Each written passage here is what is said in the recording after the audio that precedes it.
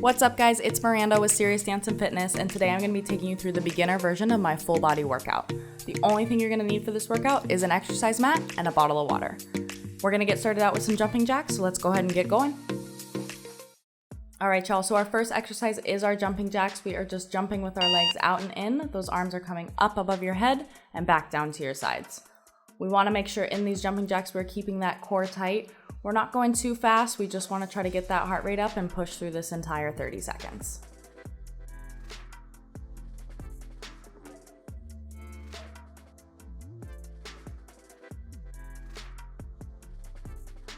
Make sure to also control your breathing, keep that in mind, in through the nose, out through the mouth. Next, we're gonna be moving into a broken down burpee. So in these burpees, instead of jumping towards your hands, we're just gonna take 2 steps up towards the hands, and then when we go back down, take 2 steps back into our plank. So again, we're gonna walk those hands out, step the feet towards the hands, stand up, come back down, and step those feet out to the plank. When you come up to the top, fully extend those arms. You can add in a jump if you want to, but it's not required. When we're going back into that plank, we want to make sure to lock it in, and it's okay to have a slight rounding in that upper back. It's more of a yoga plank, and I want you to focus on keeping those shoulders on top of those wrists and driving those feet back, but still keeping the weight in the hands.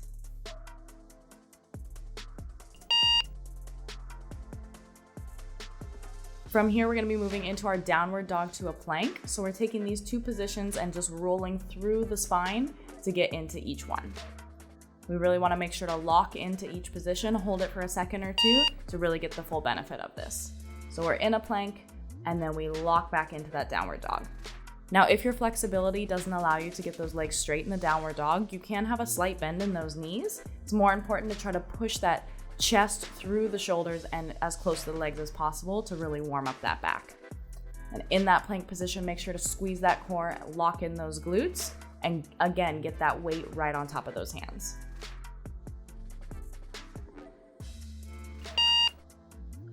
From here, we are moving into a glute bridge with a calf raise.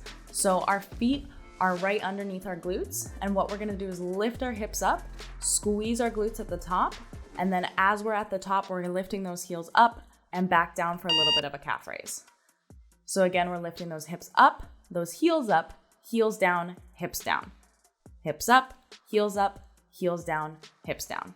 Every time you're at the top of that glute bridge, we wanna squeeze those glutes tight and really control the rise up of those calves.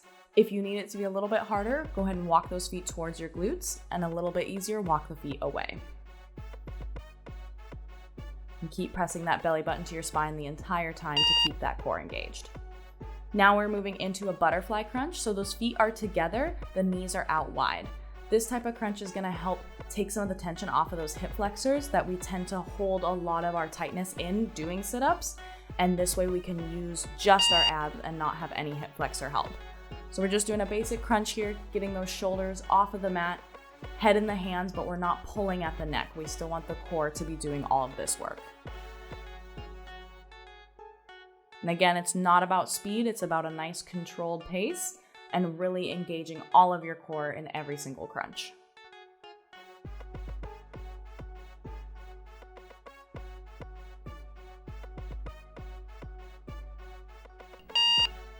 Next thing we're moving into is a straight arm Russian twist. So your feet are on the ground slightly bent or leaned back as far as we can control. And then just one arm at a time, you're gonna reach and touch the mat behind you and alternate sides.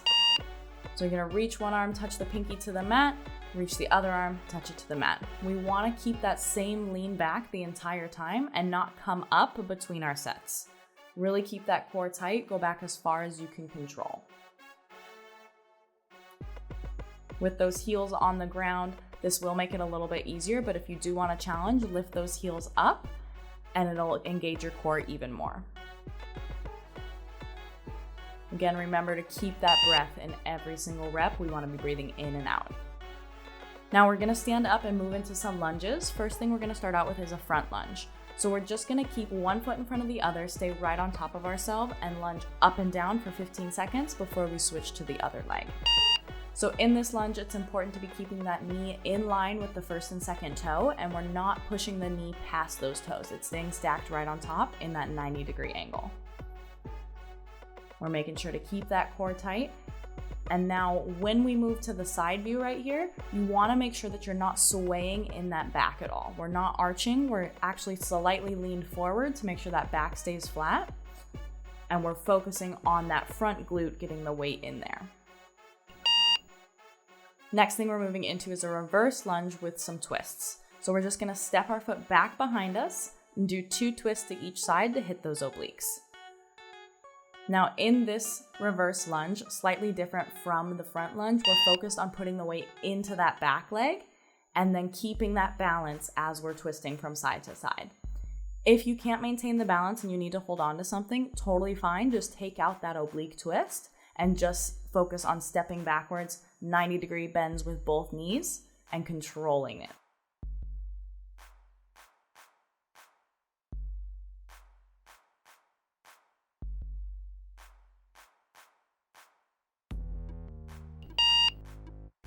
All right, the next thing we are moving into is our side lunge. So we're bending one knee at a time while keeping the other leg straight. We really wanna focus on that working leg, so try to get all your weight on top of that one leg to really maximize the benefit of this side lunge. Now we still wanna keep that knee over the first and second toe and not let it cave in or move out. And we still wanna keep that knee in front of the toe and not going past. Now to elevate this, we can raise the arms above the head and keep our arms and shoulders in line with our ears. It'll engage that back a little bit more as we're doing this lunge. And from this side view, again, we're focused on keeping that back flat. We are not sticking the booty out, we are sitting back towards it. From here, we are moving into a speed squat. So we're just taking our regular squat, feet shoulder width apart, and we're going down and coming back up. Now we wanna make sure, again, these knees are staying over that first and second toe and they're not going past our toes. We're sitting backwards like you're going into a chair, and you're just going as fast as you can control on these. Straight up, straight down, squeezing those glutes every time you come up to standing to really engage the glutes a little bit more. And same thing with our lunges, we are keeping that back straight. We're not sticking that booty out and having an arch in the back. We're keeping that core tight and that back flat. Moving down to our mat for the rest of the workout, we are gonna move into tricep dips. So my fingertips are pointed towards my glutes, and I'm just giving you a slight bend in the arms, not dropping those hips. Even if you're only getting about an inch of bend, it's better than dropping those hips. We just wanna engage these triceps. Okay, so we're bending it out, trying to keep the elbows back. They're not moving out to the sides. We're keeping that core tight. If this starts to get tiring, you can hold with straight arms. Just try not to let that booty drop down towards the ground for the rest of these 30 seconds.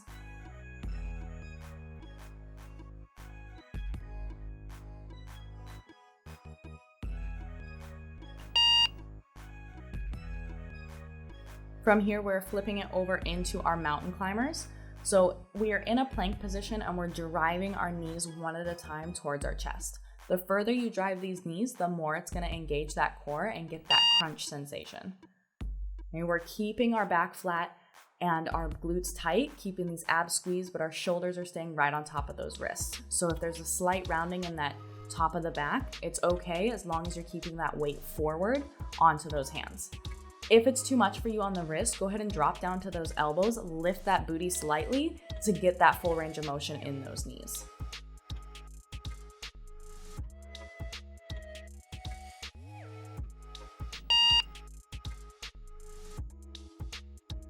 Next thing we're moving into is our push-ups. So for this beginner workout, we're gonna keep our push-ups on our knees because we are going for an entire 30 seconds. So being on the knees, we wanna make sure that our back is still flat and our booty is squeezed. We don't wanna have it swayed backwards because we still wanna keep that core tight.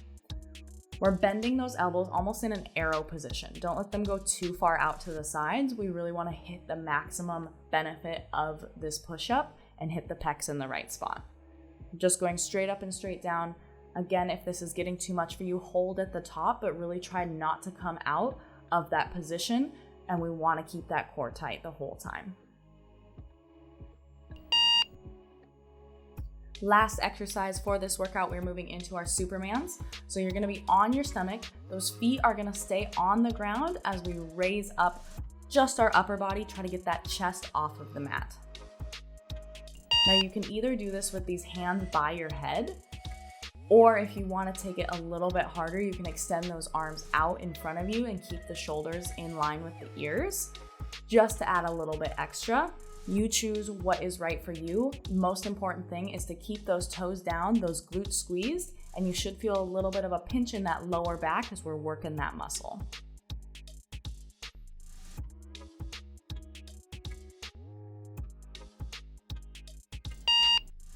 And you are done. Let's push back into that child's pose for a nice quick stretch out. Really release that back from all that work we just did. Breathe in through your nose, out through your mouth. Push back into that downward dog and walk those feet towards the hands. Forward fold, bend out each knee. Do whatever is necessary right here for you to feel good and stretch it out. If you need to take a little bit longer, do so. But amazing work today, everyone. Don't forget to like and subscribe to my channel, and also follow me on Instagram and Facebook at serious.danceandfitness for fun workout advice and nutrition tips. Always remember to stay hydrated and eat right.